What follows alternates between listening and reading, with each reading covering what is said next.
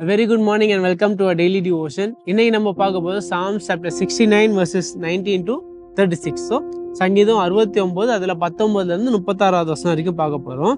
So இந்த சங்கீதம் என்னது, ஆரம்பத்தில் என்ன பண்ணாரு, டேவிட் ஒரு புலம்பலா சொல்லிட்டு இருந்தாரு, நிறைய சோதனைகள் கஷ்டங்கள், என் கண்ணு டயர்டாயிடுச்சு, என் தொண்டையும் காஞ்சி போயிடுச்சு, ஏன்னா அழுது கத்தி என்ன ஆகுது, சோர்ந்து போயிட்டான் ஆண்டவரேன்னு சொல்றாரு செக்ஷன். ஸோ இந்த செக்ஷன் என்ன பண்றாரு, எப்பவுமே ஒரு சிமிலர் பேட்டர்னா என்ன பண்றாரு, அவர் அந்த புலம்பல் எல்லாம் பண்ணிட்டு இறுதியில் என்ன பண்றாரு, அவர் என்ன பண்றாரு, ஆண்டவரை துதிச்சு அவர் என்ன பண்ணுவாரு, விசுவாசத்தை காட்டுறாரு, ஆண்டவர் என்ன இதையும் தாண்டி கூட்டிட்டு வருவாரு. ஸோ இது நம்ம நிறைய முறை இந்த பேட்டர்ன் பார்ப்போம்.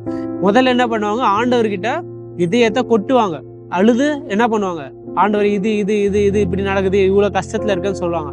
அதுக்கடுத்து என்ன பண்ணுவாங்க, ஆண்டவரை துதிப்பாங்க. கடைசியில் என்ன பண்ணுவாங்க, ஆண்டவரே இந்த சோதனையும் எனக்கு என்ன பண்ணுவீங்க, விடுதலை கொடுப்பீங்க, அந்த விசுவாசத்தோட முடிப்பாங்க. சிமிலர் பேட்டர்ன் தான் இங்கேயும் பார்க்குறோம், என்னது டேவிட் கிட்ட இருந்து பார்க்குறோம். ஸோ இதுல நம்ம ஃபோக்கஸ் பண்ண போற கீவேர்ட்ஸ் என்னது, 35, 36. ஸோ கடைசி 2 வசனங்கள்.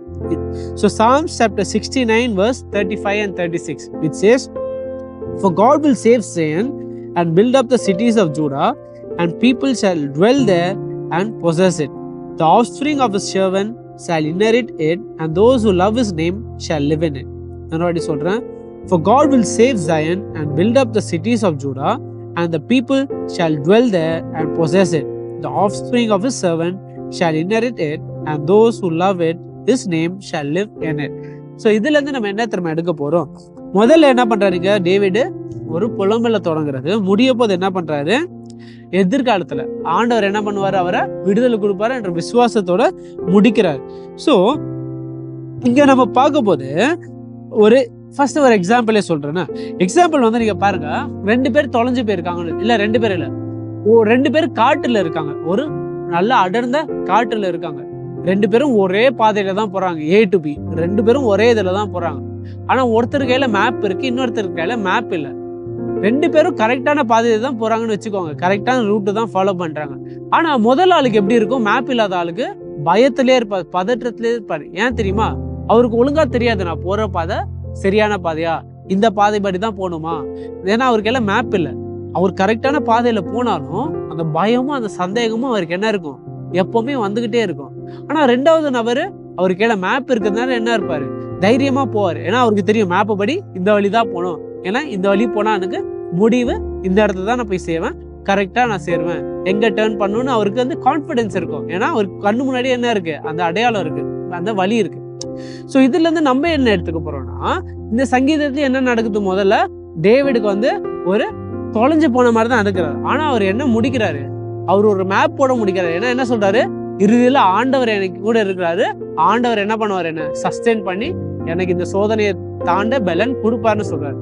அதே மாதிரிதான் நம்மளும் என்ன நோட் பண்ணோம்னா, நம்மளும் அந்த மாதிரி 2வது நபர் மாதிரி தான் இருக்கும். நம்ம வாழ்க்கையில என்ன வரும், அந்த அடர்ந்த காட்டுகள் வரும், சோதனைகள் வரும். இப்ப டேவிட் இந்த சங்கீதத்துல என்ன சொல்லுவாங்கன்னா, ஒரு ஆழ்ந்த தண்ணியில இருக்காரு, அதாவது தண்ணிக்கு அடியில இருந்து கஷ்டப்படுற மாதிரி சொல்லுவார்.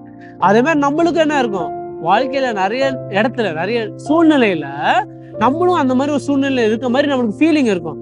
ஒரு தண்ணிக்கு அடியில மூழ்கிற மாதிரியோ, இல்லைன்னா காட்டுல தொலைஞ்சு போன மாதிரியோ, அந்த மாதிரி ஒரு ஃபீலிங்ஸ் நம்மளுக்கு வரலாம்.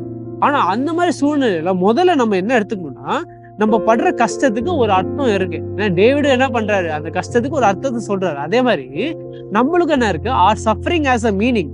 ஏன் தெரியுமா, இப்ப நம்ம பாயிண்ட் A to B போறோம், அந்த காட்டு அனாலஜி எடுத்துக்கோங்க, அந்த காட்டுல Aல இருந்து B போகும்போது மேப் இருக்கவருக்கும் இல்லாதவருக்கும் என்ன கரெக்டான வழி போனாலும் ஒரே கஷ்டம் தான் 2 பேருக்கும். ஏன் என்ன இருக்கும், கரெக்டான வழியில போனாலும் அவங்க 20,000 ஸ்டெப்னா 2 பேரும் 20,000 ஸ்டெப் தான் போவாங்க. ஏறி இறங்கணும்னா 2 பேரும் ஏறி இறங்க தான் போவாங்க. ஒருத்தருக்கு மேப் இருக்கிறதுனால என்ன இருக்காது, வழி சுலபமா இருக்காது, இன்னும் கஷ்டமா தான் இருக்கும். மேப் இருந்தா என்ன இருக்கும், அவருக்கு அந்த விசுவாசம் இருக்கும், அந்த தைரியம் இருக்கும், அது மட்டும் தான் வித்தியாசம். ஆனா கஷ்டம் தான். அதே மாதிரி நம்மளுக்கு இங்க டேவிட் என்ன சொல்றாருன்னா, நம்ம நடையிலையும், நம்ம ஆவிக்குரிய நடையிலையும் என்ன இருக்கும், கஷ்டங்கள் இருக்கதான் செய்யும், சோதனைகள் இருக்கதான் செய்யும், நம்மளுக்கு எதிரிகள் வரதான் செய்வாங்க.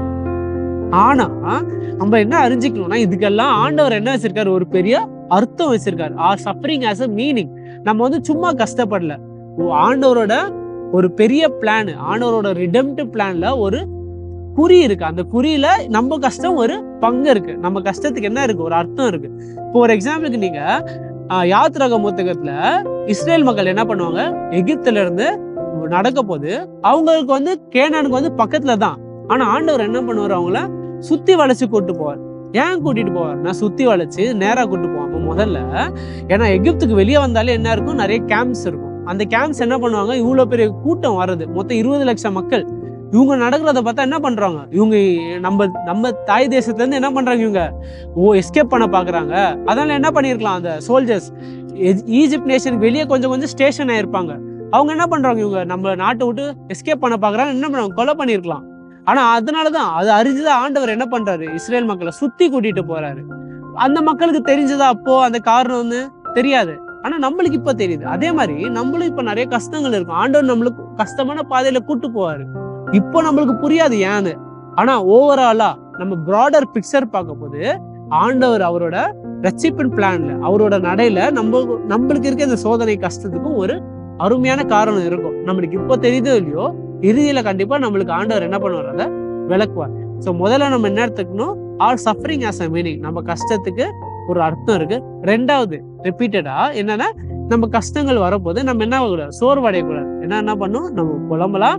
ஆனா என்ன பண்ணுவோம், நம்ம விசுவாசிக்கணும். என்ன விசுவாசிக்கணும், ஆண்டவர் நம்ம தக்க வைப்பார், ஆண்டவர் நம்மள சஸ்டெயின் பண்ணுவார், ஆண்டவர் நம்மள இதை மீறி கொண்டு போவார்.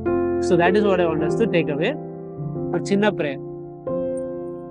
Our loving Heavenly Father, thank you for this devotion and this reminder that Lord, you are always there for us, Lord. You will always sustain us, Lord.